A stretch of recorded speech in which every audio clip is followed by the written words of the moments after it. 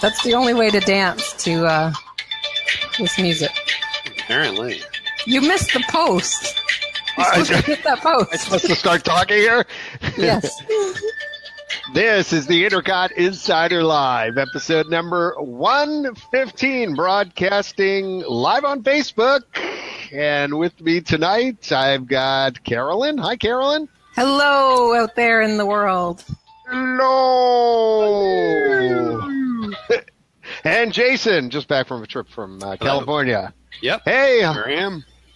Hello. Hello. And by the way, the INTERCOT Insider Live is brought to you by Magical Journeys, your Disney vacation experts, and also by the people at the official ticket center, Patrick and crew, for tickets to your favorite Central Florida theme parks and attractions at discounted rates. And thanks for joining us tonight. This is episode number... It's 115. 115. 115. Who knew we'd be around this long? 115 is live, indeed. And we've got a lot of cool stuff to talk about this week. Some neat stuff in the news coming up, and also some weather-related news. So maybe we should kind of start with that, shouldn't we? Right? So I think so. News. That was a big story. This just in. I don't. Weather news. So yeah, at least a number of people were concerned, and not only about the eastern seaboard as a whole, but more specifically about what's going on with me, because many of you know I live in Hilton Head Island, South Carolina. So we'll have to do a little bit of a geography lesson, I feel. Hilton Head is on the border just about of not North Carolina, on the border of South Carolina and Georgia, right near Savannah. So luckily, with everything that was going on, and thanks to all your thoughts and prayers, we actually were not affected. We were under a mandatory evacuation order at first, which then an hour before it went into effect got rescinded. We were prepping to get out of the area and get out of the storm's way, and got everything in the garage and everything. And as it turned out, then they said, well, you don't have to leave. So we sat like everybody else does in these kind of storms, and we're glued to the Weather Channel for like a week, trying to figure out, what are we doing? Where are we going? Where can we evacuate to? Are we going to stay? Eventually, in the last couple days, I think it was Wednesday or Thursday, they were vacillating, kind of back and forth, like, we're 99% sure that it's going to go here, and by here, pretty much where it exactly went, the border between North Carolina and South Carolina. And then there was that guy that would come on and go, but there's this alternate scenario. We don't think this is going to happen, but it could go all the way down the coast and then come inland, and it was going to come inland right over Hilton Head, South Carolina. So we were like, you know what? We're out. We're done. Yeah. We're just out of here. And so we bugged out to Venice, Florida, where my parents live, and kind of just hung out there for... I have a question for you, though. You own like a cute little boat. So I'm like nothing that... Yes, I for anybody who wants to look it up, by the way, my cute little boat is called a Craig Cat. So it's like a two-person pontoon boat. Yeah. Yeah. Now, I was thinking, though, if I was in your situation, would I load up the trailer to the back of my car and take that with me? Because what if now my whole neighborhood's flooded and I want to go back and see the damage around my house, but I can't get there because it's super flooded?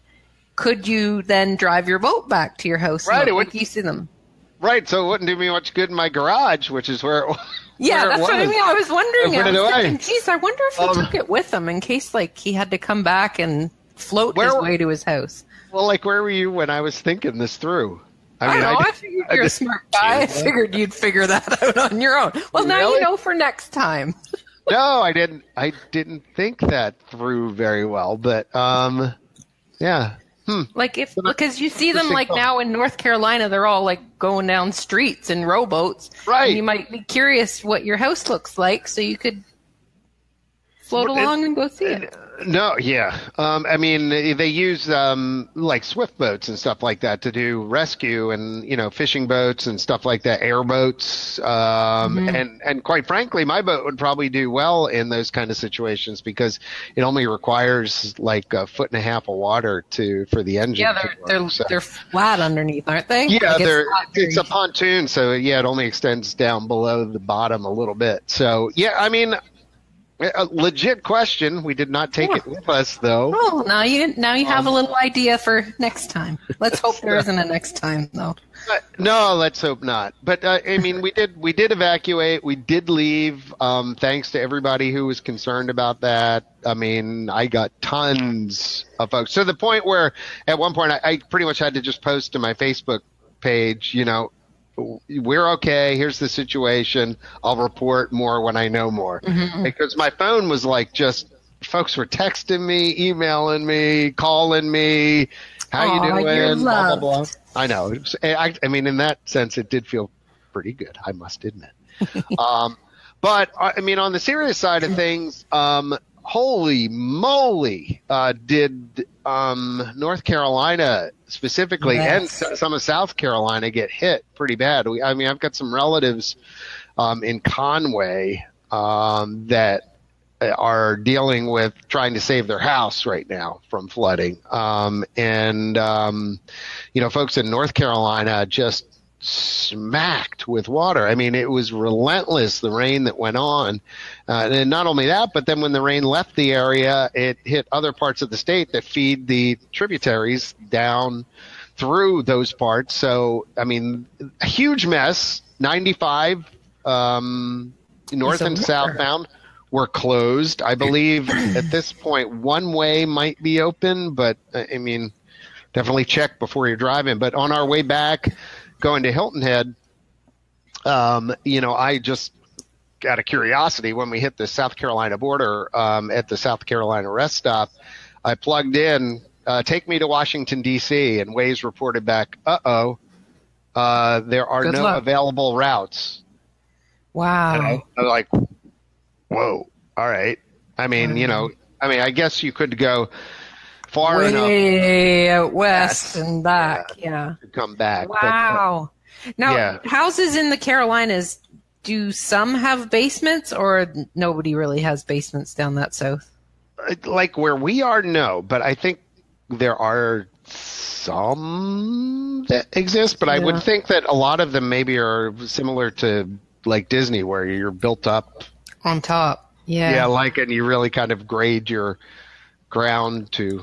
Yeah. So, I mean, like what a mess. It's just for reference. Like for where we live, at one of the highest points on an island, we're at 18 feet above sea level.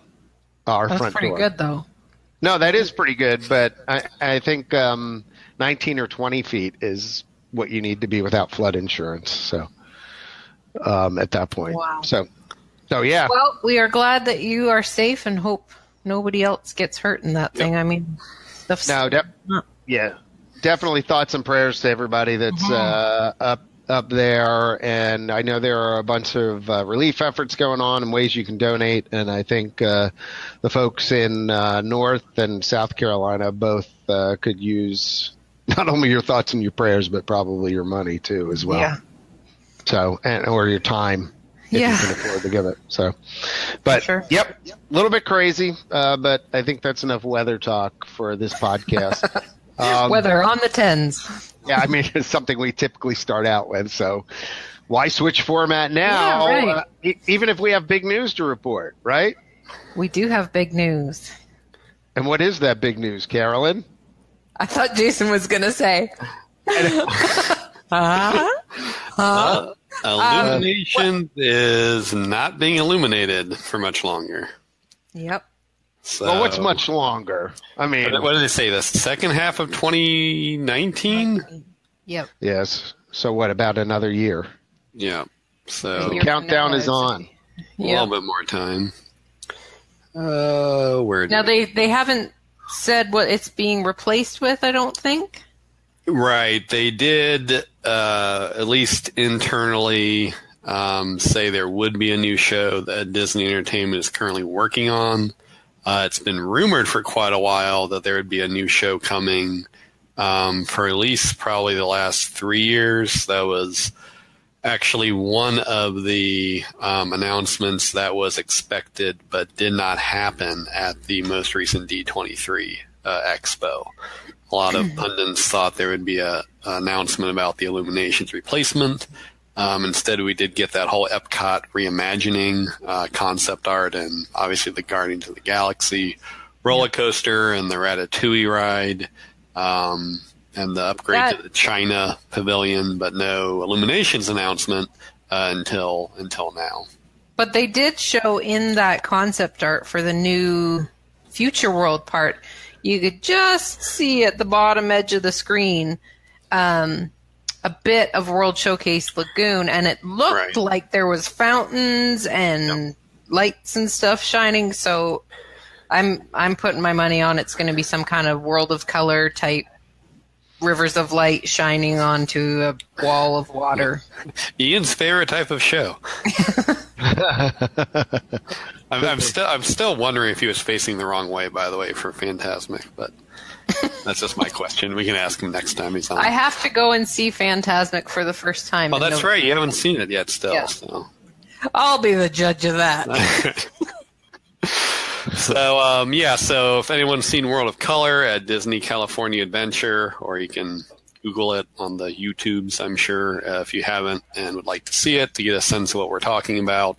But it's more like a fountain show along with some other pyrotechnics and some water screens again that they do there. And I think it's still called Paradise Bay. So the thought is that maybe something similar to that may be coming to the Illuminations Lagoon, or World Showcase Lagoon, I guess it's actually called. And one of the thoughts is that it's not really set up the best way for that. Certainly over the years, it's become harder and harder to see around the Illuminations area. They've been adding a lot more private areas for various reasons. So the amount of actual guest space has certainly been restricted over the years. I think the trees have grown too. And the trees have grown as well. So that's one thought of they may be expanding it out into kind of what's currently World Showplace, kind of where those shops are right now on the one edge side near Future World. So that's kind of, if you look across at the bridge, art, it looks like that's going to become water. So it may actually come out, the lagoon may come out further, almost all the way into Future World, if the concept art carries out.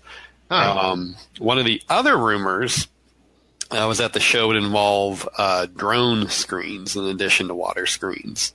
So that was one of the rumors behind why drone screens. So if anyone happened to see, it's what they'd used down at, or something similar to what they used at downtown, I guess not downtown Disney anymore, Disney Springs, with that holiday show they did with the drones. Right. Where they were carrying, I think those were just like a light, but Disney also filed a patent for them each to carry like a screen of a certain size.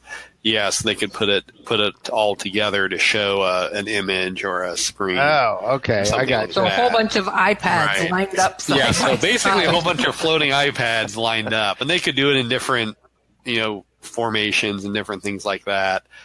So one theory was the reason why they were doing a free show at Disney Springs was that was actually the test for something like that, to get guest reactions without, disappointing anyone if it didn't, work out and they were paying, for park admission. Some of the comments were, it's great, but only from certain angles. It's not going to be, it's three-dimensional physically, but it's basically a 2D entertainment media. So if you're facing the drone screen, it's great. If you're facing, from an angle or from the side, you're going to see just this like weird blob of light. So that certainly could be a problem with that if they try to do that in a show. Right. Obviously, water screens aren't all that much different, but it's probably a little bit easier to get multiple water screens around the lagoon than multiple Yeah, you could do those at different angles. So I mean, with a drone show, you'd have to almost be like a triangular shape or something to be able to. Yeah. Right.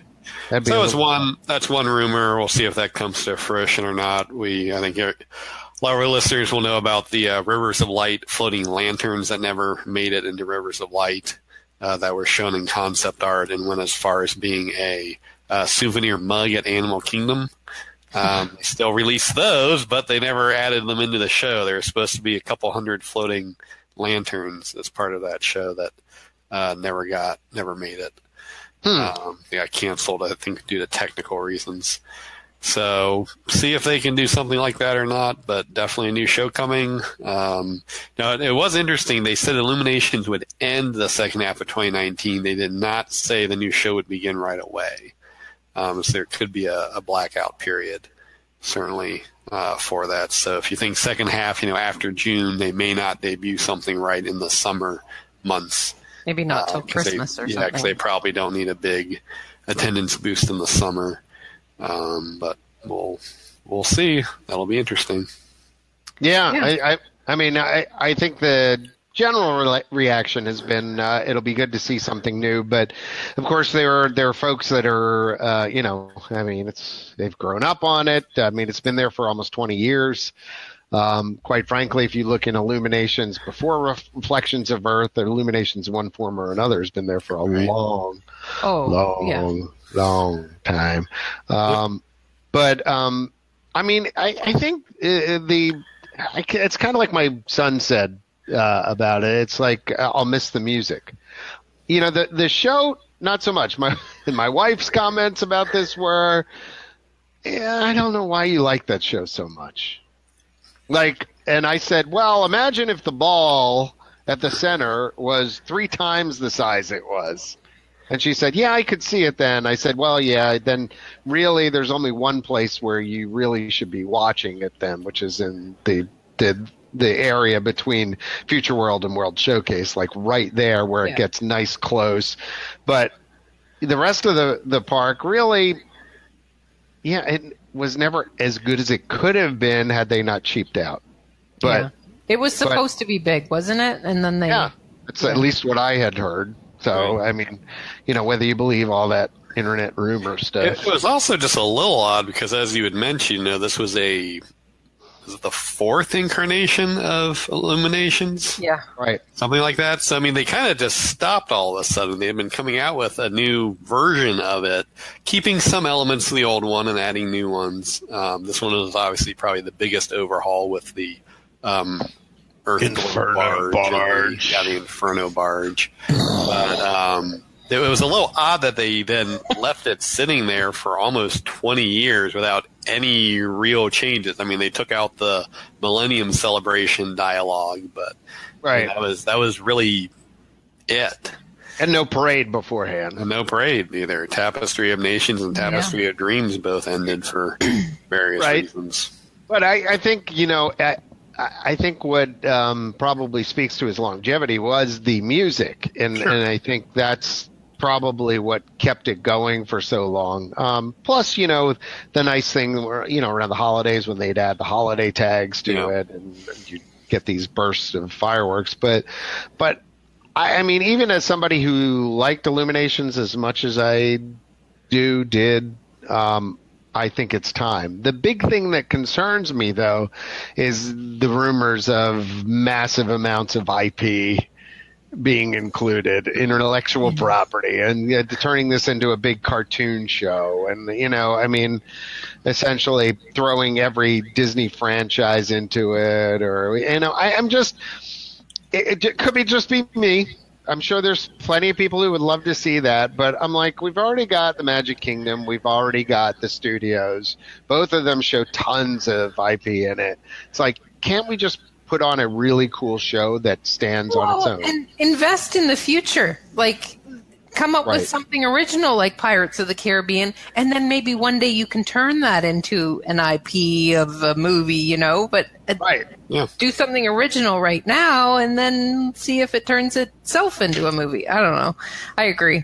I don't want to see cartoons. I mean, the Rivers of Light at least has like a tiger and like it's not the Jungle Book you're watching, it's nature stuff, which fits, right? They didn't do the IP on that one, so maybe they won't. Right. Who knows? Oh, I mean, at least that's where I'm hopeful that maybe we'll get something that goes down that road instead of just kind of, all right, here's Frozen, and now here's Ratatouille, and now here's, whatever. I mean... Yeah, I think there's a pretty good chance of that, but I don't know. So it's there. So, the show's always kind of represented World Showcase, and now since World Showcase is going to have a significant amount of Disney characters in it, you've got Donald and the characters there in Mexico, possibly Caballeros, possibly changing though, and then you've got what's that possibly changing? Coco. Oh, that's right. Hey, by the way, did you see? Totally off topic. Did you see the Coco puppets in Disneyland? Yes. They are cool. From a distance, there was a very large crowd around them. So this is just off topic, but really quick. It's like a guy standing in a suit, and he's got a puppet of Coco that would be like a child size, like maybe up to here on him in front, and like the arms and stuff are on sticks, and his feet are attached to the guy's feet. So imagine like your child is standing in front of you, and when you go like this, the little puppet guy goes like this, but he's got a guitar, and he totally is like playing to the song, and he's singing along to the thing. And then they've got all these other people running around. You remember those old-timey things where there's one live guy, and then there's some sticks coming out, and then there's a skeleton on either side, and so like when the guy kicks his leg, then all the skeletons kick their legs, and like they're all attached. It's all the characters from the film, and they're singing. So it was super cute. I was watching a video of it. It was very popular. Like I said, people were actually lining up for that show. So it looked neat. John's like, I'm skeptical. Go watch a video of that. I haven't seen Coco yet. So. Oh, okay. Well, it's cute either way to watch it. Like, it's really his mouth moves and his eyes and everything. Like, it's very detailed. I must watch it. You must. It's actually a really cute movie. That's what I've heard. You got Frozen in Norway. Yeah. Right. We're going to have Ratatouille in France, right? But then they'll also still have like Snow White is German, and Milan will be in China, and then now I guess there's a rumor about Mary Poppins coming again to the United Kingdom Pavilion with some sort of small ride. Brother Bear in Canada. Brother Bear in Canada. The only thing that kind of we can do better than Brother Bear, can't we? Oh, come on, Bob and Doug McKenzie. They're going to be features of the new show. That rumor of Mary Poppins, have you heard what they're rumoring? There's little chit-chat on the interwebs about the UK pavilion having essentially a Dumbo ride of Mary Poppins. No. Now, think about where they would put that. No. They're going to knock out probably, this is my guess, but like either the little hedge maze or like the stage for, what's the name of the band? British Revolution. Yeah, because they're not getting rid of the Millennium Pavilion thingy because that would mean revenue lost. Right. So, right. I hope they don't do that. I hope they don't as well. I would be okay if they knocked out. I don't see a Dumbo ride coming back there. I just don't see it. I don't see it. That's the rumor. Okay, I got other rumors. You guys want to hear more? Sure. Rumor? Okay. Sure. The lowdown. So this is all just out in cyberspace. Who knows who's talking to who and what. They're always talking about new pavilions coming to World Showcase, of course. And they've rumored, like Brazil, you hear a lot of rumors about. I think for a while there was even like a Russia rumor. But the latest rumor is that there would be an India pavilion coming. Okay. And I guess back in 1986, Indian government officials, they were like holding meetings and stuff. So at one time, maybe it was like a real thing. But the cool thing that this rumor is talking about right now is that this India pavilion would have a dark ride, boat ride, kind of like the rivers of Navi. What's that thing called? The river journey. Yes, Thank you. Rivers of Navi. Yeah, that Journey, like Pirates of like, the Caribbean. Small It's World. a small world boat ride, dark ride, but it would be all through the Jungle Book, and not just now. Some people are like, "Oh, I wish it would be the cartoon Jungle Book," but then they're saying, "No, we could do it like the new live action one that came out." So, like, it would look like a real giant King Louis orangutan and stuff. But then other people then started saying, well, that would suit better in Animal Kingdom. Add an India to Animal Kingdom. So who knows? It's all up in the sky, but I just like to daydream about how cool it would be to have. I'm waiting for the Rhine River cruise to come to Germany. I mean, the entrance is already there, right? Yeah, but then they built the restaurant.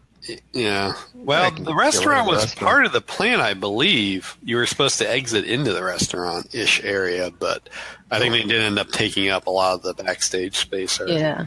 So. Because what we need is another river journey. Yeah. Yeah. The rivers of Navi. I mean, can we do something new? I mean, there'd only be 3 boat rides in the World Showcase. I mean, What's another? Wasn't there also supposed to be at one time the Italy Pavilion was going to have some kind of gondola? Wait a minute. Yeah. Wait a minute. 3 boat rides in World Showcase? Sure. Mexico, Norway. Right? Oh, Norway. Yeah, that's true. Still a boat ride. And then that would be another Rhine River, and then India, Venice gondolas was another. And then add that to the land. You know. Yeah. And then I thought they were going to do in the Canada Pavilion how the Or boat rides for your money. And there's a waterfall and stuff that they should have done a Cali River Rapids kind of ride. That was a rumor. It's going to be Brother Bear. Yeah. Right. I'm waiting for it. Yeah. I don't mind so much them adding IP rides to World Showcase, but I think they should be good ones, like not just a spin and spoke Dumbo ride. Right. If you can make it like, here is a whole pavilion about the UK, and you can have real fish and chips, and it's really, here's some British tea and everything. Oh, by the way, there's also a Mary Poppins ride way in the back. That's fine. That's kind of a balance of both. I don't want the whole pavilion to just be with their recent, the rumor I saw just said a flat ride, which could be multiple different ride types. I'm kind of wondering. Junkyard Jamboree? Well, that's where I was kind of going. So they've already cloned that over to Toy Story Land. That's what the alien spinning saucers are. That's right. Junkyard Jamboree. Well, the other ride over there is the what is it called? Luigi's Rollicking Roadsters. Yes. Which is it's the AGV flat ride. So they're all autonomously guided. So I'd almost wonder if they might do something like that, because you've got a lot of great music in Mary Poppins. So they could almost do Step Or would in it Time, be everybody's like Jolly riding Holiday. on little merry-go-round horses that kind of go Maybe. around, but not in a circle? It goes elsewhere. No. I don't know. No. Oh. Not a fan of that, John? No, I'm just not a fan of repurposing the same ride in every park. I just, I'm not either. I'm just saying they're on that trend. I know, it does seem that way. I mean, have you guys seen, Toy Story Land lately? It's dead. Nobody's there. Yeah. Really? It's not full anymore. I've read about that. The novelty is worn off. I mean, look, I think it was a nice addition, but again, I think the reality is setting in that there's still not a ton to do in that park, and people are just waiting on Star Wars. So it'll be a nice time kill when Star Wars lines are at 18 hours to get on something. I'm not going there. I'm sorry. You just go in and it'll be like, here you go. Here's your fast pass. Come back tomorrow. Thank you. I'm gonna plan to go to Hollywood Studios in 2023, right? And just not even go there because I don't think I can handle the stress. 2023. Yeah, I'll wait a few years. Yeah, just let it die down a little bit. Yeah, a little bit. Well, I mean, even though look at Look at Seven Dwarfs Mine Train. How many years old is that? And that's still got major lineups. I might be in for a long wait.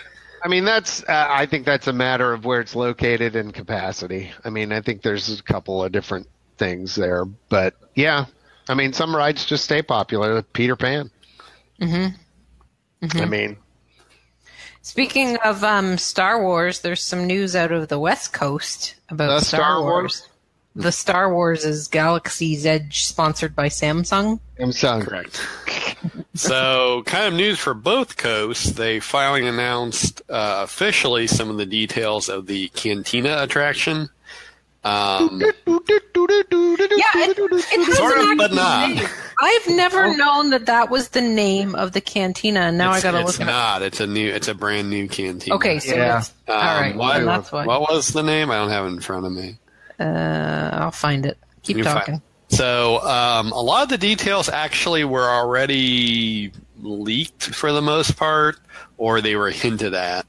So Rex from the original Star Tours will be a DJ in the Cantina. So they're sort of bringing him back as a nod. The big eyeball guys with the clarinets. No, it's Rex. Pee Wee Herman? The robot. We'll see if they got him to do the voice again. You can drink in a new hotspot, Oga's Cantina. There you go, Oga's Cantina. There you go. So it's an original story, part of the original story on the planet of Batu. It'll be that specific cantina. Apparently, every planet has one. And they gave more details about how characters will interact with you, depending on how you do from the rides. So that was reconfirmed again. But the interesting part is they confirmed that, much like a true cantina, it will serve alcohol on both coasts, meaning that Disneyland, when it opens, will end their 63-year tradition of being a dry park. So there's quite a bit of mixed feelings on that. Some people, saying that's not a big deal. California Adventure already was serving alcohol. Others, thinking there was a bit of nostalgia in that, and maybe that would be the one park to keep that way, just since that was the only park Walt ever walked in or really had any much input into, and that was one of his wishes. Be Our Guest is still the only place in Magic Kingdom that you can order alcohol. Oh no! It's like almost you can get it everywhere now. Almost every table service restaurant has a small selection. Okay, so nobody is going to the Magic Kingdom and getting sloshed on. I mean, that's Epcot. But yeah. So I'm thinking about Galaxy's Edge and Disneyland, and what kind of things are they going to serve? Is it going to be weird frou-frou alien drinks that are blue and green and orange and funky with fruit hanging out of them? That'll be part of it, and then they're also going to have exclusively. They said made. I'm going with branded beer and wine selections also. Actually, they said proprietary in the announcement. I'm going. That's not. You're not going in there and getting a tray full of Coors Light. Like it's going to be. No, it'll be a tray full of Chewbacca Light. Chewbacca Light. No. Wookiee Light. With extra Wookiee. So, I mean, and the Disneyland crowd has always, in my opinion, tend to be a little bit better controlled, maybe better behaved, grad nights aside. But so, I mean, I don't know if it'll be that big of an actual impact on other goers' park experiences who choose not to participate in it. It was just more of a philosophical thing where that was sort of always a core tenet of Disneyland, was that it was supposed to be a dry experience, Club 33 aside. So it's a tradition they've held on to this long. It's a little weird that, you're going to double down this long on it. Why do you suddenly break it now? Yeah, I'm not thrilled with it, honestly.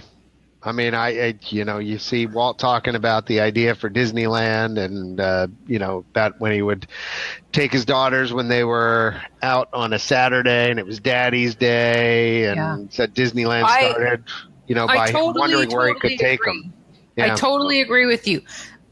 The devil's advocate argument to that, though, is back in Walt's day, the amusement parks Right. had they were sketchy, and they like Right. grifters and I'm drinking out of a paper bag and stuff, right? Well, he said a lot of stuff. He So didn't want that kind of a thing happening at his park. But I think there's a difference between sketchy state fair guys drinking out of their paper bag. There is. And you know what I mean? I don't think he thought that there's a medium to that, like a middle ground. Right. So Walt said, when I started Disneyland, my wife used to say, but why would you build an amusement park? They're so dirty. I told her that was the point. Mine wouldn't be. But, I mean, I think what's happened is there's a bunch of stuff that's changed in tone over the years. I mean, he said, what is it? Although various sections will have fun and the flavor of a carnival or amusement park, there'll be none of those pitches, game wheels, sharp practices, and devices designed to milk the visitor's pocketbook. Except for Hester and Chester. Right. I mean... So, stuff changes. We get it. I mean, time moves along. I still think, I have a real problem with the original theme parks, the Magic Kingdom and Disneyland Park having alcohol in them. I just do. And then there'll be people who will point out, well, but, Walt was drinking up in Club 33 and, that was going on and smoking up there and stuff. Yeah, well, they used to sell cigarettes on Main Street. Yeah, I know. Times have changed. We went through this, right? You getting just smokes on Main Street in the Magic Kingdom, right, Yeah. Carolyn? And I'm the first person to go into California Adventure and get a beer and sit on the pier and everything. But it's still, to me though, Disneyland serving alcohol just feels a little bit like Innocence Lost. I agree. It's just something that they had. I mean, it's something they even promoted like just last in May.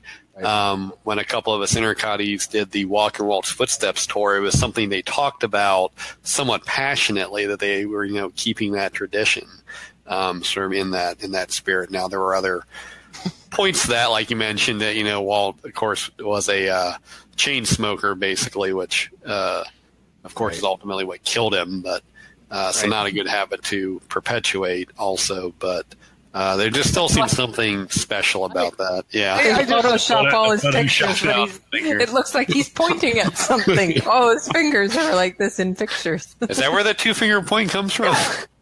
This way, that way. Yeah, like all his pictures. One a little bit bent, not quite together. It's a peace sign. Come on. Right. No, I think here's my thing. Been going there since 1974, not quite since it opened. The first time I went there for a Gartner event, the IT thing, where they bought out the park and they actually had alcohol in the Magic Kingdom park, I felt dirty. Like I really did when I grabbed, I grabbed a beer and I was walking down that was also when I saw the electrical parade all by myself too. And so there's some good to that too. But I felt weird. I really felt weird, like having a drink there. And I just felt like it was out of place. I still feel like it's out of place. I feel like even though may eventually be alcohol throughout the parks, I'm not going to do it. I'm just, I'm too old timey. Like I can't bring myself to do that. It's too expensive to drink at the parks. Like maybe like, I'll just celebrate. We'll have a margarita. Yay. But I don't know how people can afford to go and drink till they're falling on the ground. Like, wow, they must have big credit card bills at the end of the month. No, I mean, it goes to the kind of my son went down there a week or two ago and, I was telling him, well, it'll be food and wine around there. And I said, Michael, you could easily spend $100 before you make it halfway around World Showcase. Seriously. I mean, if you start drinking 8-ounce drinks of whatever, I was like, go to La Cava del Tequila, get, one nice margarita and be done with it. That's it. And and just because you're going to spend a lot of money. Oh, yeah. And he's recently out of college and he doesn't have a lot of money to spend. So, quite frankly, but I mean that goes. I mean, I get folks want the alcohol. I just would have preferred it stay out of those two parks, but we are where we are, right? Yep. We'll see how it goes. I don't think it's become a problem at the Magic Kingdom. I believe, as Robbie Neville said, "C'est la vie." That's right. C'est la vie. C'est la vie. That's your obscure reference for the day. Where's the dinger? Ding, ding, ding, ding, ding, ding. Right. When you are traveling around Disney property, yes, you can take the buses. You can take the gondola. You can which it's still all signs are pointing to zero air conditioning. No air conditioning. Yep. Still, they said the windows will open a crack, not big enough that you can toss stuff out. So enjoy your crack of humid air coming through. Enjoy the sauna. Enjoy the crack. We'll see. But there's going to be taken out of context. It's going to be no pants in the gondolas because no pants party. So high. No mas pantalones. Well, there won't be audio though. They need that for safety. Apparently, they don't need people passing out for safety. But please do not remove your pants. Thank you. Sir, in car number 4, please put your pants back on. We know it's hot, but I know. So, what's been getting more popular around the parks is people taking Lyft or Uber to get where they need to go. And one thing that Disney tried to capitalize on was starting the minivan program. And you guys have probably seen their SUVs, the red with white polka dots, traveling around. It used to be, I'm just going to see. Okay, previously minivans cost a set $25. No matter where you were going, $25 will take you where you want to go. Now, and then what happened? He's right. But wait, there's more. So now they are charging you for distance. So like a taxi cab would. The further you go, the more expensive it costs. Except, boy, does it cost more. So there's a comparison here. Somebody did a little check online. If you wanted to go from downtown or Disney Springs West Side, be picked up there and taken to the Contemporary Resort. Okay, so that's going to be the standard for all of this, from downtown Disney Springs to the Contemporary. If you wanted a plain, regular Lyft car that can seat 4, $10, $10.28 is what it's going to cost you. Okay. If you want the Lyft XL, which can seat 6, that's like a minivan, $17.12. Right. Okay, if you want to go in style in a Lyft Lux car, which is like a higher end classy car, it's like a Escalade or something like that. Yeah. That's $22.15. Then there's Lux Black. With that, I think is the Escalade, like a really big. That's $34.14. Okay. I know Uber better than I know Lyft. Sorry. Okay, so though I'm gonna put those out there. Okay. How much do you think that trip would cost in a minivan? $50. Jason? $36. Yeah, you guys are pretty close. I'm just seeing if nobody's commented. Okay. The grand total is, for your guesses, $32.85. $32.85 for that same trip in a minivan. That's a pretty long trip, though. You're going almost diagonally across property. Right.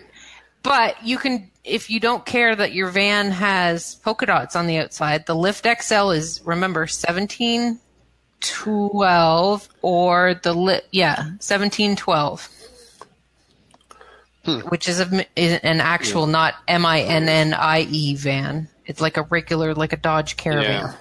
Right. And $17. Yeah, that's probably not the place to do that from. The only place, because I took it a couple places for ICOT 20 just to try it, and the only place where it seemed like it did have an advantage was the Magic Kingdom.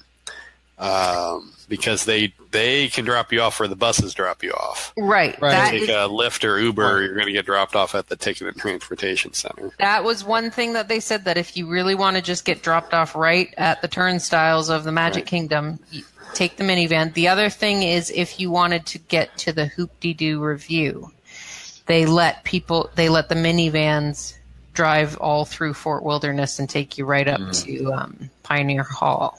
Right. So if that's a big deal to you, maybe you can fork over the extra money. But that was, and actually somebody on our Facebook page commented on that. His name's Shane Wood.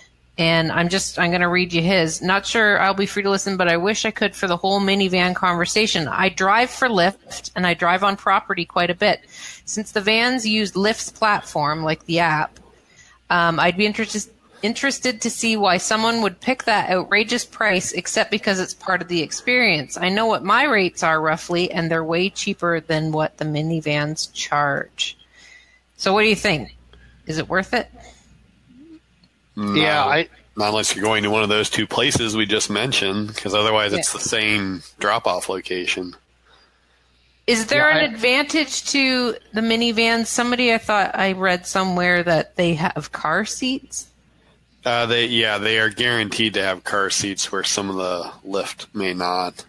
So maybe that's a reason. Yeah, that was one thing, and I mean, they are cast members, so they're also guaranteed to know where they're going on property. I would imagine most Lyft and Uber drivers who drive that area also know the property very well, and may also be off-duty cast members themselves. But I think I shared before, I had a really bad Uber experience there on Disney property the one time, going between two hotels. The guy did not know where he was going at all and got all turned up at the Magic Kingdom entrance. But I've taken Uber and Lyft both other times, many times without issue. So, and maybe if you're unfamiliar with Lyft and Uber and you kind of feel sketchy or something, and you want something that is actually affiliated with Disney, then okay, maybe.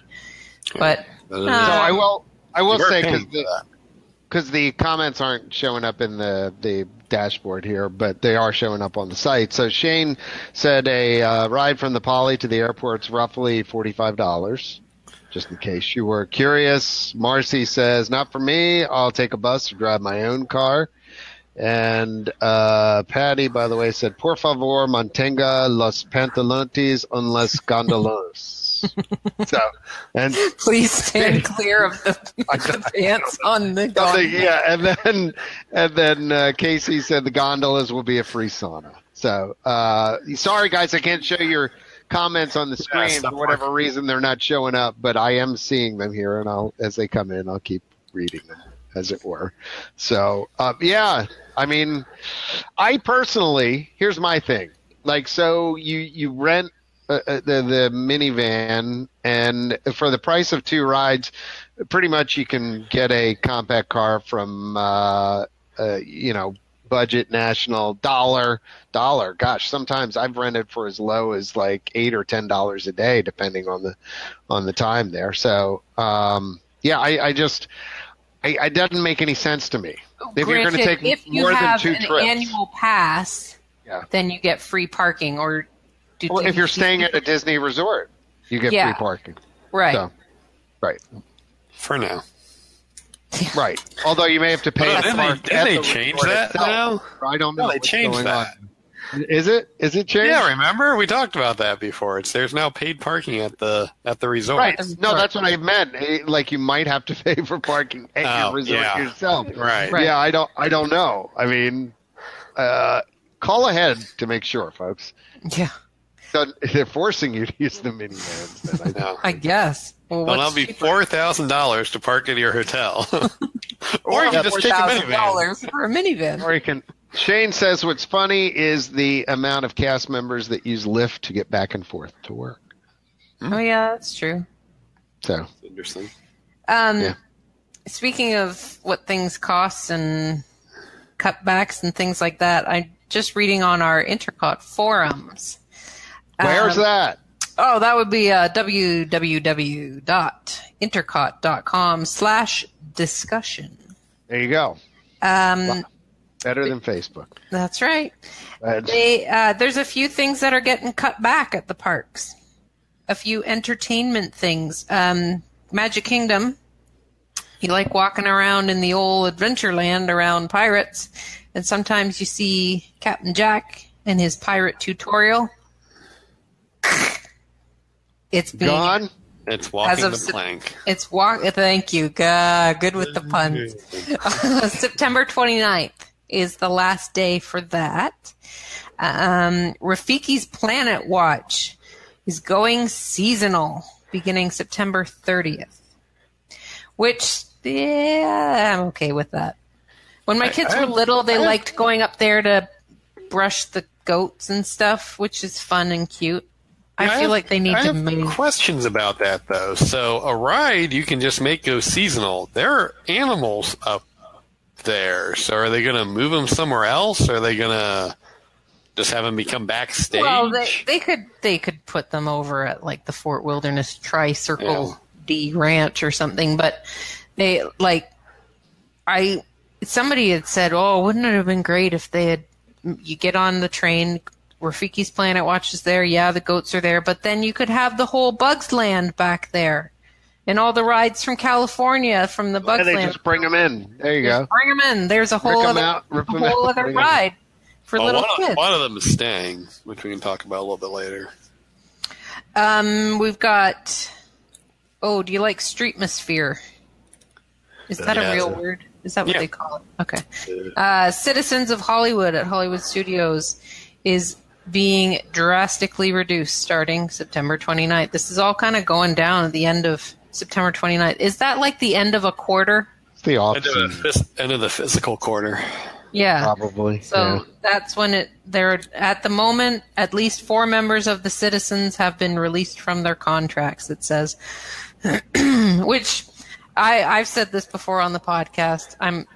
I don't like the Streetmosphere because I'm introverted, and when I'm walking and I'm just trying to get to my ride, and I don't like this police officer being like, "Hey, car, what are you doing over there?" I'm like, just leave me alone. You just look too friendly, apparently. They leave me alone. Geez, I need to grouch up my face more or something.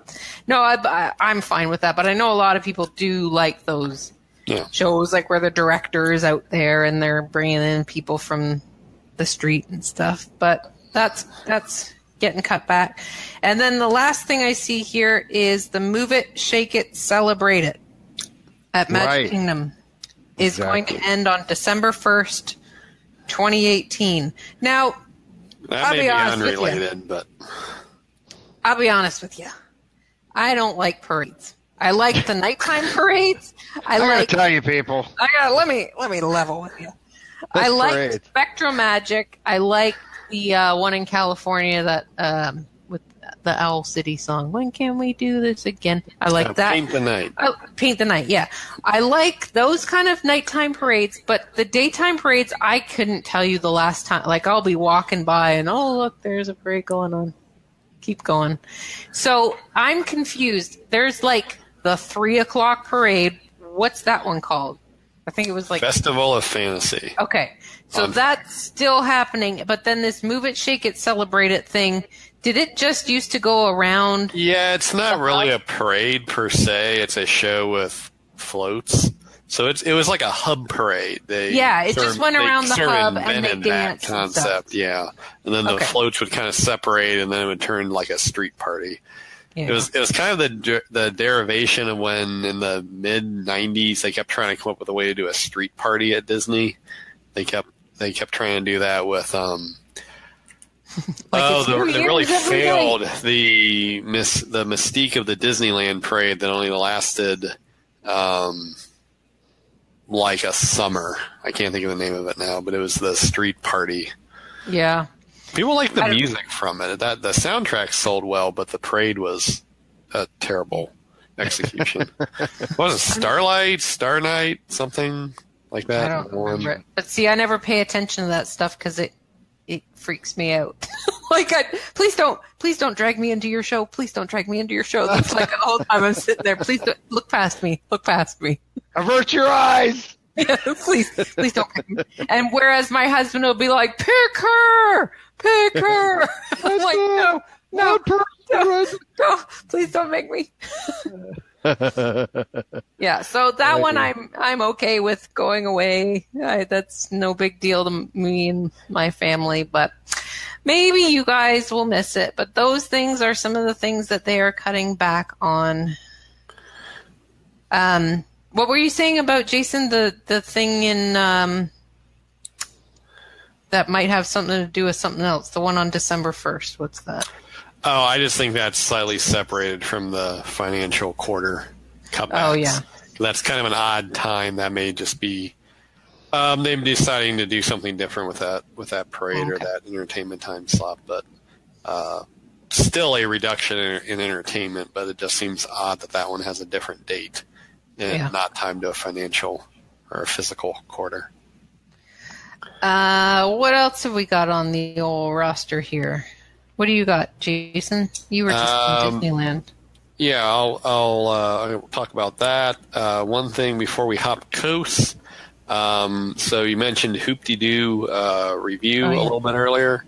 So the other Fort Wilderness Entertainment there is Mickey's Backyard Barbecue. That is ending. So that also will end at the end of this year. There are no 2019 dates announced for that. And that appears to become because they're going to raise that area along with River Country resort to build the next DVC resort. So this would be after the Riviera Resort, currently being built on reclaimed resort area from the Caribbean Beach Resort. Right.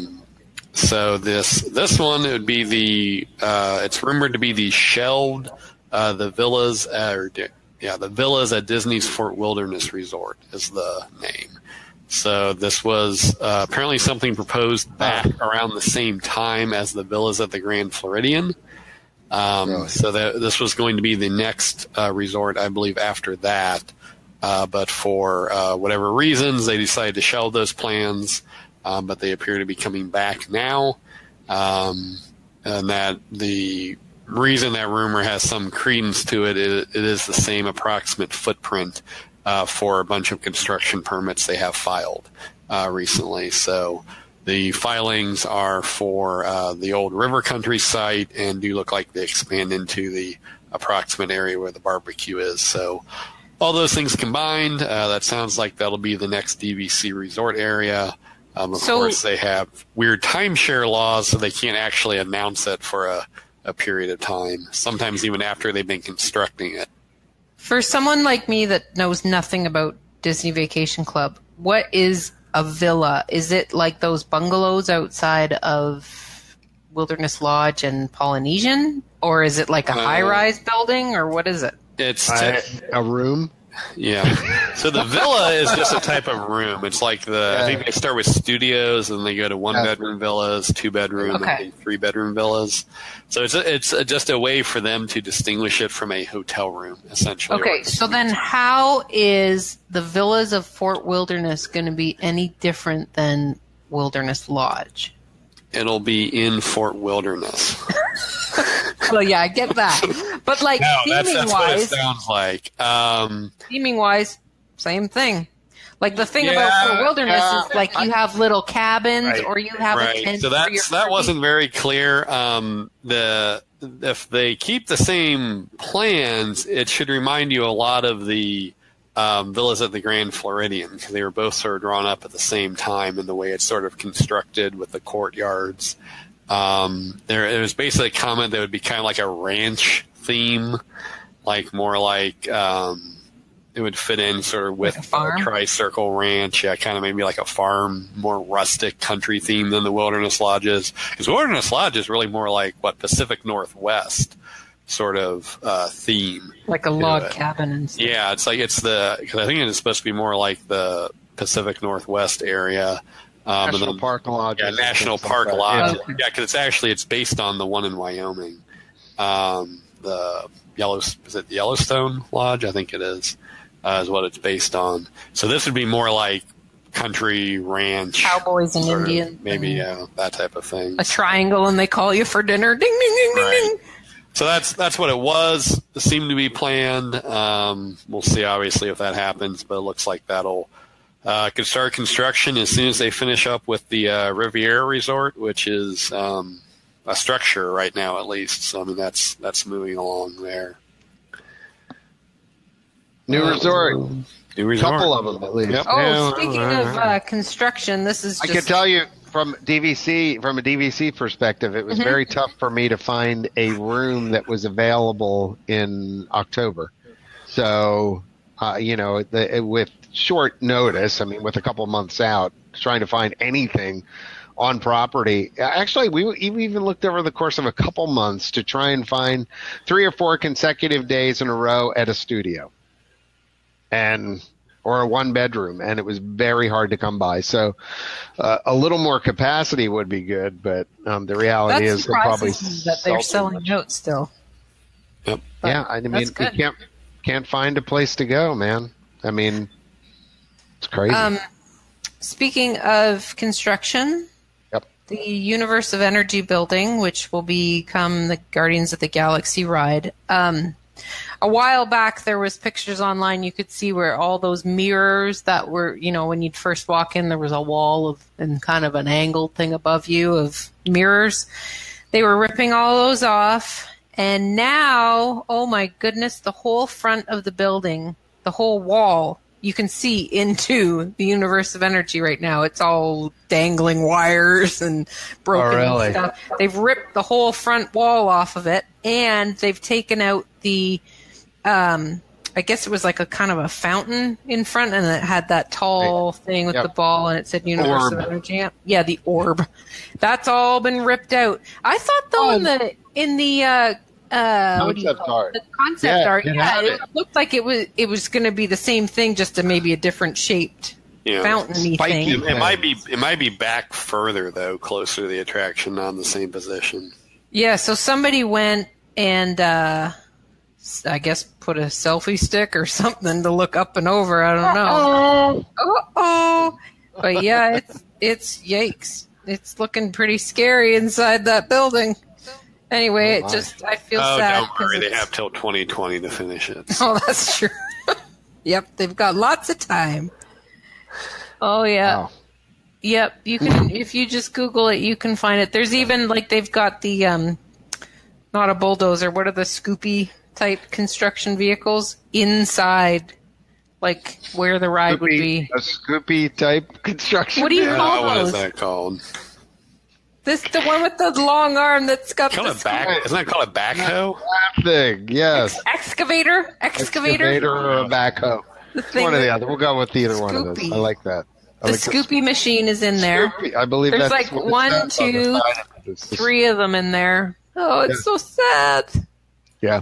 I mean, Judy. Yeah, if y'all are bored and you want to see a great video, go to our Horizons page and watch it being torn down. We've got pictures. Oh. It'll break your heart. It'll break your heart. Yeah, it's kind of the same thing, really, if you were a fan of the ride. So yeah, I saw some people pondering online whether they were going to leave the giant turntables in place. Well, if they're driving around Scoopy bulldozers, they're probably scooping those out. I did hear they were going to leave the one microphone, though. All right. Microphone? Yeah. All right, thanks, Beck. All right. Speaking of refurbs, this is not Disney related, but... By the way, I spelled Guardians wrong. I'm surprised no one pointed that out. I'm just going to hide that now. So, there we go. Guardians? That was your accent coming out. Guardians? Sure, why not? SeaWorld in Orlando. Yeah, SeaWorld. Somebody leaked a whole schwack of new stuff they're doing by 2020. Wait, watch this. We can't see anything that you're doing. It's SeaWorld leaked. I'm sorry. I'm just having some fun here. Crude humor. I'm running my own show on this side of the board. Okay, so yeah, they leaked new some attractions range from a full Sesame Street themed land at SeaWorld Orlando. Wow. to a new swing ride at Busch Gardens Williamsburg. Well, if you're into that. Up north. To a premier ride Skyrocket 2 coaster at Busch Gardens Tampa with a Skywarp, I don't know what these mean, Skywarp Horizon coaster likely to be announced for SeaWorld San Diego. So they've got lots of things they are going to be doing at all their properties. Busch Gardens, that's what it's just lots of coasters. Yeah, that's what I heard. So, I think where they're going to try and play the catch-up game is in the thrill area. So, makes sense. I mean, they've been suffering, so they need to do something. Right, exactly. So that's going to be coming, and then from there, who knows what else goes on, but kind of exciting. I mean, I think there's a big renaissance going on in theme park development. That and with Universal and their new park that they're announcing, and the rumored Nintendo stuff that's coming, and they keep adding on. And Disney's certainly adding on now, kind of at a feverish pace. It sure feels like Epcot is picking up, which is great, and now SeaWorld too. So it's a good time to be a theme park junkie or enthusiast. So what's next at Disney parks once Star Wars Land and the Mickey and the Runaway Train and then Epcot, Hollywood Studios is all done? Is Epcot's the next thing, right? Epcot and Magic Kingdom. So after Star Wars Land, everything else is either 2020 or 2021, all for the 50th. Even Ratatouille. Mm-hmm.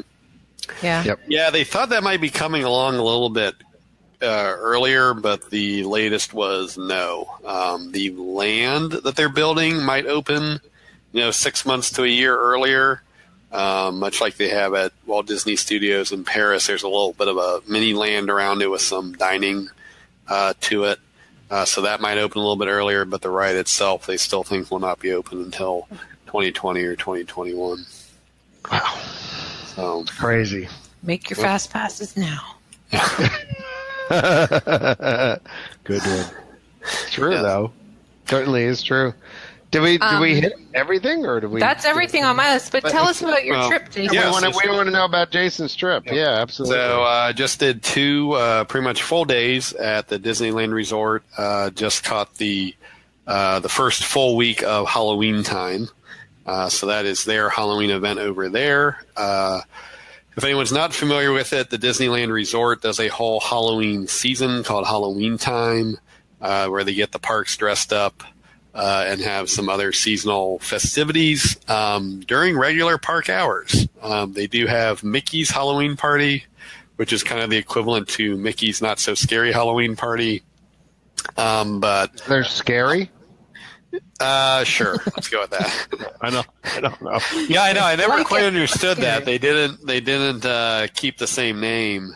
Right. Nomenclature. But unlike their East Coast brethren that started in mid-August this year, I actually missed the start of those going in the middle of September because those do not start till I think next week. They start towards the end of September. So not as many parties. And I think that's a little bit of a side effect of a lot of the festivities go on during the regular park hours. So really neat. I had been to Halloween Time a couple times before, but starting in 2017, they started to add a bit more to it. So I got to see some things I had not seen before. Haunted Mansion Holiday returned. That is their Halloween/Christmas overlay of the Haunted Mansion. So Ian hates that, just for the record. So that starts, so that starts in Halloween and will run all the way through to New Year's. So that was a few minor changes as they do update every year. Every year they have a new scary gingerbread house in the ballroom scene. So saw that. I actually thought this year's was quite impressive. I won't spoil that for anyone who still wants to go see it. But it was one of the more, I'll say, active ones. There's a lot of movement to it. Oh, cool. I had not seen in previous years. Usually there's like a little bit, but this one is very, has quite a big movement element to it. Of course, one big part of Halloween Time are all the special seasonal eats. So if you want to see pictures of that, go to our social media Was that pages. you that put on social media your snack list? Yes. So I actually made a snack list. Did not actually get all the way through it. Had a few too many sweets on it that I was not going to stomach in 2 days' time. But at least I got to pick and choose from it. Nice. One of the things I found but chose not to eat, the Mickey Mummy macaroon from Jolly Holiday Cafe, was about like this big. It was a very big, like cookie sandwich. One? Yeah. Yeah, so it was too big. I was expecting something a little bit smaller, but everything was good. They had 2 new churros that I tried. Yes, I want to hear about the pumpkin churro. Yeah, so they had the pumpkin churro was very good. It came with a cream cheese frosting. Yep. Nice. It was like kind of some of those like soft pumpkin cookies if you ever get them. That was really good. The caramel apple churro, you basically had to eat it with the caramel. It was like it's a sour apple churro, much like a real caramel apple, and then you can get caramel. It comes with caramel sauce. I think they said that was actually the most expensive churro they've ever had. I think it's like $8.99 if you get the caramel sauce with it, or you can just get a sour apple churro, I guess, by itself. Wow. But it was good with the caramel. But it was just very. It was caramel with sugar, so I mean it was getting pretty sweet towards the end of it. What was that thing you took a picture of that looked like a donut with fruity pebbles on top? I still have no idea because the cast member had no idea. So that's a funny story. So just said, I'll have that. Well, so here's how that happened. So I knew that probably in the last year they had started a donut cart by the castle. So it used to be just the coffee cart. Kind of up there by Sleeping Beauty Castle, and now they have various seasonal kind of gourmet donuts there. So they get one shipment in at the beginning of the park, and I think I read there's another shipment in at like around 3 o'clock, but that's where the Dole Whip donuts are. Now they're not there all the time. They change it frequently. They had a Matterhorn donut, I think the week before I went down. When I was there, they had a s'mores donut, which looked a little too rich for my likings. They had like whole marshmallows on top of it and graham crackers. Then they had this other very colorful donut that had fruity pebbles on it, which I'm assuming, of course, they officially call fruity cereal bites or something. But I asked the cast member, I said, well, what is this, donut down here with the fruity pebbles on it? And she goes, okay, that'll be, $4.50 or whatever it was, and starts wrapping it up. I'm like, okay, I guess I'm having. I'm having this one now. So, but it was actually very, very good. So I still never found out what it was. It was some sort of a donut with fruity pebbles on top of it. Like, was it a cream-filled donut? No, there wasn't really a filling to it. So it was a circle. Yeah, it's kind of like a donut, just with kind of a lemony maybe icing to it, and then just a lot of fruity pebbles on top. It was good. That was their seasonal donut when I was there. I walked back later because there was one missing. It was apparently an Oreo donut. So like they had usually about 3 varieties they rotate through. But they're always different flavors. If you're lucky enough, you can catch the Dole Whip donut there. So it's right there by Sleeping Beauty Castle. They had a few other churros I did not try because for the most part it seemed like they were just different colored sugar on it. There is some debate online you can read as to whether or not they actually were flavored or not. Some people think they were, others think it's just sugar flavored. Just different colors or what? Yeah, because they don't really describe them. Like red sugar. Like the one by the castle was a Maleficent churro, but it's just described as having like purple and green sugar on it. So some people said it had a flavor, some people didn't. Who knows? The other thing I posted a picture of was the pumpkin waffle cake fries that they had. Oh, my son pointed those out to me. He sent them to me in text message. He's like, "Dad, look at this." So those were good. It was a little bit of artificial pumpkin flavoring more than I would have liked. Oh, no. But again, there was enough cream cheese frosting on top that As long as you got a little bit of that with it, it was pretty good. I made the mistake of getting it with my meal, so when I ate it, it wasn't quite as warm as it probably would have been. So I think if you eat it right when it's first fresh and not after having it sit there while you eat a meal, it'd be better. The other really good thing I had was the churro sundae up at Hungry Bear restaurant. So it's a strawberry banana split with little mini churros in it. It was actually very, very good. So I was had a picture of that as well. The rides, of course, were great. Definitely had all the unique ones Disneyland has. For the I hit Pixar Pier for the first time because that was closed when we were out there in May. It wasn't quite open yet. A little underwhelmed by the execution of it. For a couple reasons. One, I think we've talked about it. They're taking over a year to redo the one carousel. So it's closed and behind a construction wall, but they won't open it till 2019. It seems a little odd that they just took it out of commission that early. So that's made the area a little crowded back there. Bing Bong's Sweet Shop still does not have the centerpiece to it. It's still behind construction walls. It's supposed to be him crying candy. Still not open yet. I don't really know what they're doing out there with that. It seems like they just focused on getting the INTERCOT open, and still not. World of Color is still down for undisclosed reasons. Yeah, what the heck is going on there? That it's now not supposedly going to open until 2019. And there was this whole leaked, talk about there being a Halloween version, coming out. So that apparently won't happen now to 2019. So they apparently had a new Halloween version ready this year. As part of Halloween time. Moved it to Epcot. Yeah, maybe. They're slowly moving it fountain by fountain over to Epcot. They won't know. California has presented us with a present. Yeah. It's World of Color, now at Epcot. No. But, the INTERCOT, the coaster's still fun. The queue kind of has a clever video in it. It's very tongue-in-cheek at certain points. They kind of make fun of the fact that Violet and her very sort of cynical teenager tone sort of openly mocks the fact that they, just rethemed an existing roller coaster. It's pretty funny. But the ride itself, I would not recommend doing it any other time than nighttime. It is so dependent on those tunnel show scenes, and try their best. You do get some light pollution in those tunnels. The other problem is there's an entire show scene out in the open that if you go through it in the daytime, it absolutely does not work. It's a bunch of teleporting jack-jacks that are all just on these poles that are quite obvious. So it kind of looks like a bunch of like baby dolls on pikes. Essentially, it's really odd.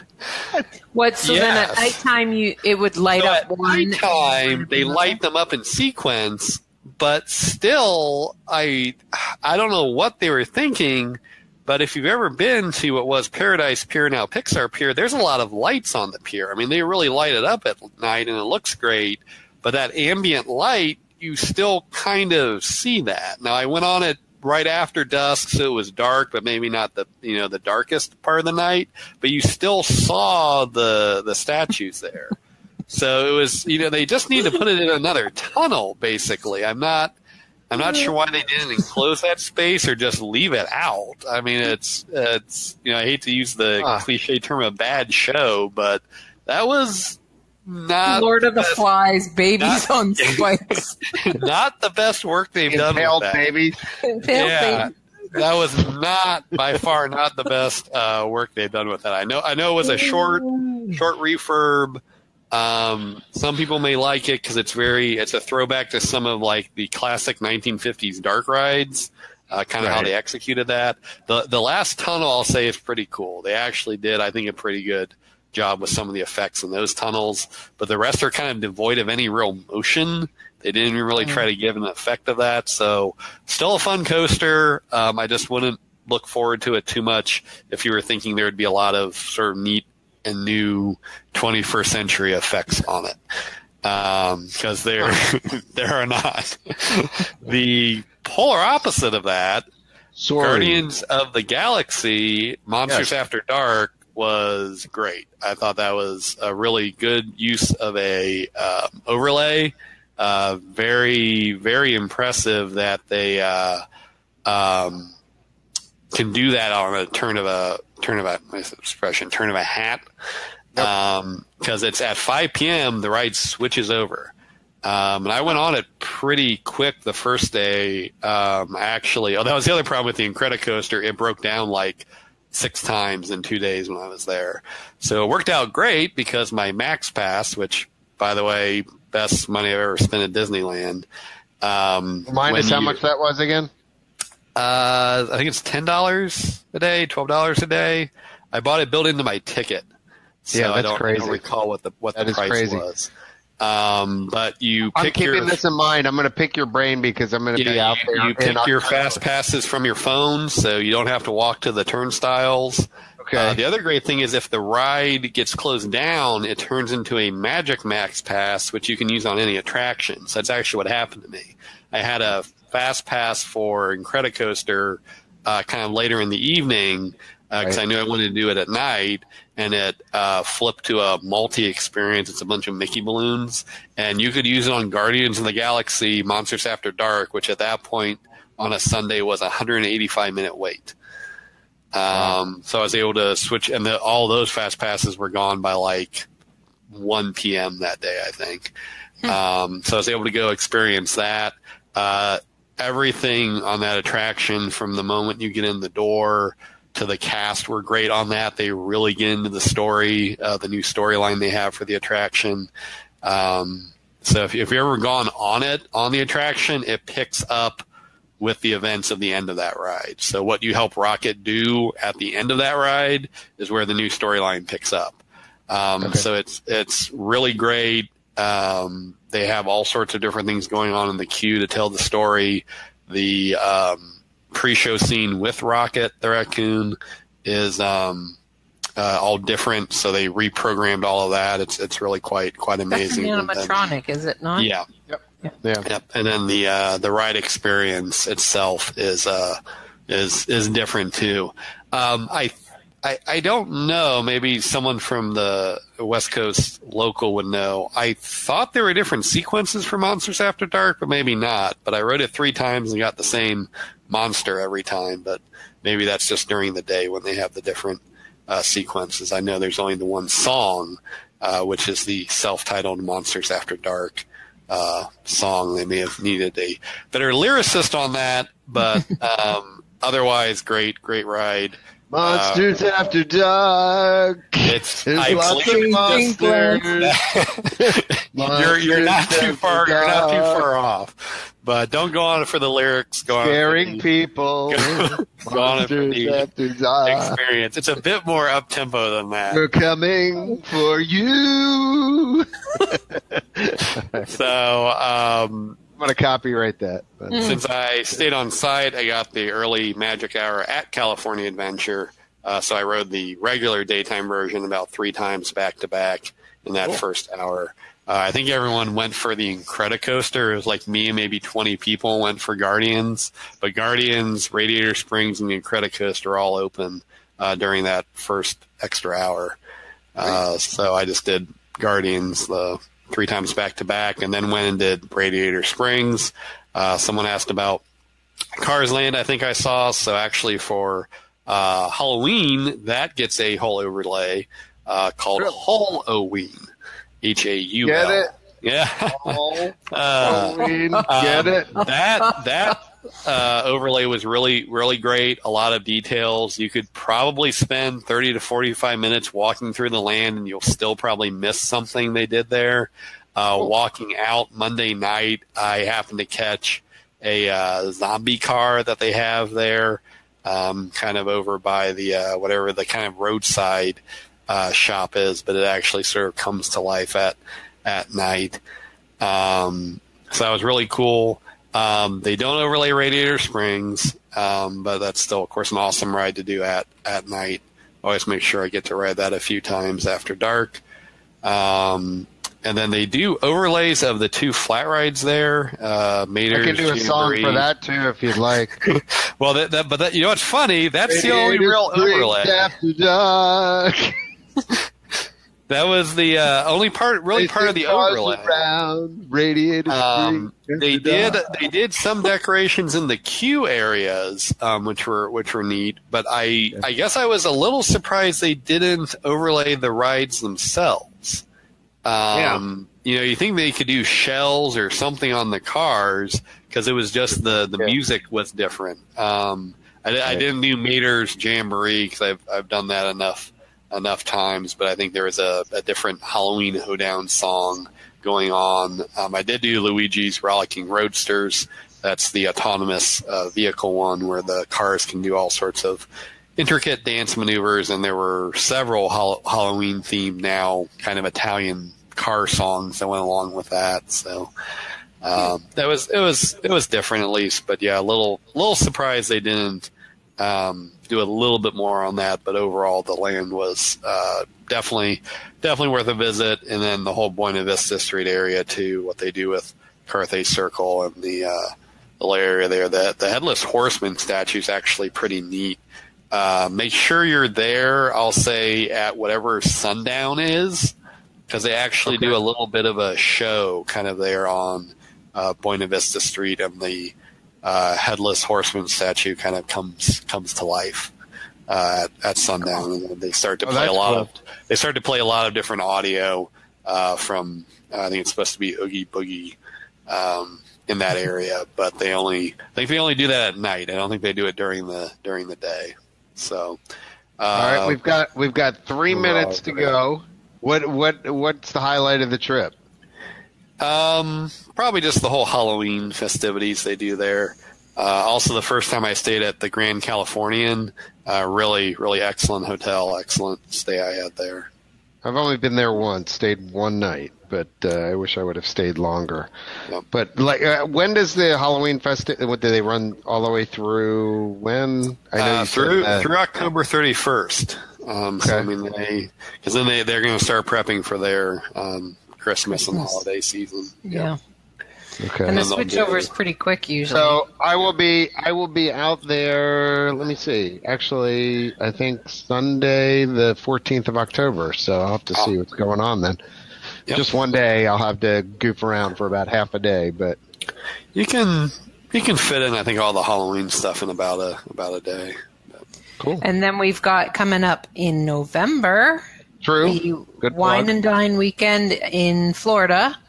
We're doing the Run Disney stuff. We're still waiting for Disney to release the course maps for each race. So then we can decide where we're going to meet. If you want to hang out and cheer nice and early in the morning, it's fun to cheer. You wouldn't think that it's something fun that you'd want to do, but it actually is. Right. And like I say, I'm the type of person that would just rather sit in a little cubicle and don't look at me, don't talk to me. It's actually really fun. So INTERCOT people are fun. We are fun. So a lot of us are getting down there like November 1st, November 2nd-ish, around there, and the races Celebrate go my all that birthday weekend. on the 4th. It's John's birthday, everybody. That must Mine be known. on the 3rd. And Jason's you know. okay. Yes, it's the two boys. So there's that too. The birthday yes, weekend. We will have some more details as the next few weeks roll out, and we get details from Disney. But usually we're not out late like we would do if it was ICOT 20. We tend to go to bed early because of the early mornings, but it's fun, and I'm sure you can follow along if you're not able to make it down there. Follow along on social media because we all will be posting, I'm sure, so it'll be a real blast on social media. Absolutely. Yeah, looking forward to it, and coming up sooner than you think. So that'll be definitely fun. So there we go. I was going to say, cue the music. That was very good. Thank you. Yeah, no problem. Be sure and visit our sponsors, Magical Journeys, and also the official ticket center. And be sure and visit INTERCOT.com and the discussion board, and follow us on social media at INTERCOT on Facebook, Instagram, Twitters, whatever, smoke signals. Whatever it takes, we'll get the message through to you. Right. Anything else, guys? Real quick? No? Nothing? Nope. Okay. That's all I had. Cool. Well, then, on behalf of the whole INTERCOT crew and the ones here tonight, including Jason and Carolyn, I am John. Bye now. Goodbye, everybody. Bye-bye. Bye-bye. Bye.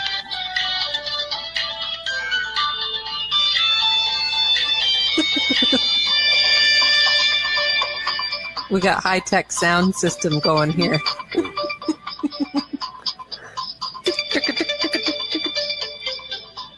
You know the red tunnel in Space Mountain? At the end of Space Mountain? My son does that in the red tunnel. If he's sitting in front of you, it's all dark, dark, dark, and then you suddenly see him going. And then he does the safety dance? Yeah. Really? Wow. Okay. All right. Is the end coming soon? No, it's the long version. All right, guys. Good night. Thanks for tuning in. Thanks for watching. We'll see you next time. Bye now. Bye. Bye-bye. Bye-bye. Bye-bye.